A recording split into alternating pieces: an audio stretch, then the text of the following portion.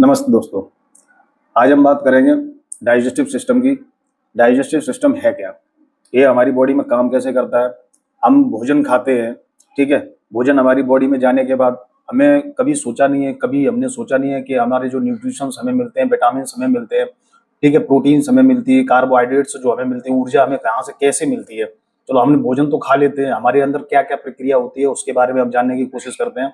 हम माउथ से स्टार्टिंग करते हैं। हमारी जो डाइजेस्टिव सिस्टम है वो हमारा माउथ से स्टार्ट होता है, एनस तक जाता है, एनस पे जाके खत्म हो जाता है, ठीक है? उसको एनिमेलिट्री कैनाल बोलते हैं, जो माउथ से स्टार्ट होती है, एनस पे खत्म होती है। हमारा जो डाइजेस्टिव सिस्टम है जो स्टार्ट होता है वो हमारे माउथ से स्टार्ट हो जाता है। माउथ में सलाइवा निकलता है, सलाइवा में अमाइलेज होता है। अमाइलेज जो है हमारे कार्बोहाइड्रेट को, स्टार्च को पाचन करने का काम करेगा। ये हमारे माउथ में बैक्टीरिया वायरस को मारने का काम करेगा, हमारे दांतों को प्रोटेक्ट करने का काम करेगा, और ये इसका काम होता है हमारे भोजन को गीला करने का, जो हम अंदर ईसोफेगस में आसानी से ले जा सके, ठीक है? फिर उसके बाद दूसरा पार्ट आता है फेरिंग्स, फिर ईसोफेगस। ईसोफेगस में पेरिस्टालिसिस मूवमेंट चलती है, जिसको आसानी से भोजन स्टमक तक पहुंचा दिया जाता है। स्टमक में पहुंचने के बाद प्रोटीन का यहाँ पे पेप्टोन में टूटना होता है, ठीक है? प्रोटीन का पाचन होता है इस जगह पे।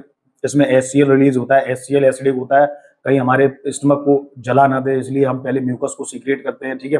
म्यूकोसा ग्लैंड से म्यूकस सीक्रेट होता है, जो हमारे पूरे स्टमक को चारों तरफ से घेर लेता है, ठीक? चारों तरफ घेरने के बाद उसके बाद HCl रिलीज होता है, एसिडिक होता है, जो जला ना दे, ये भोजन को सड़ाने का काम करेगा। इसको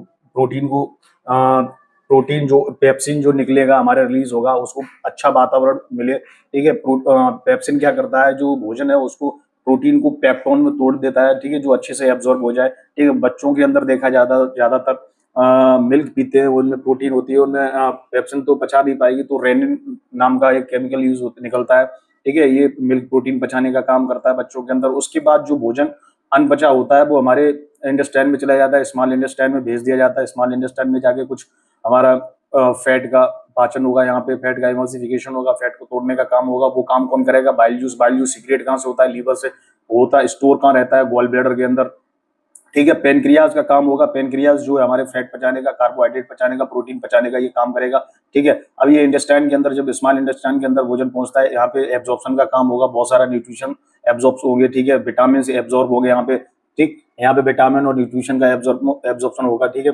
अब इसमें 3 पार्ट होते हैं स्मॉल इंटेस्टाइन में, जिजुनम, डिडुनम, इलियम। जिजुनम पहला पार्ट है, दूसरा इसमें जिजुनम हो जाता है, और तीसरा इसमें इलियम हो जाता है। पहला डिडुनम, दूसरा जिजुनम, तीसरा इलियम, 3 पार्ट है इसके। फिर लार्ज इंटेस्टाइन स्टार्ट होती है, जो अनपचा भोजन होता है लार्ज इंटेस्टाइन में पहुंच जाता है।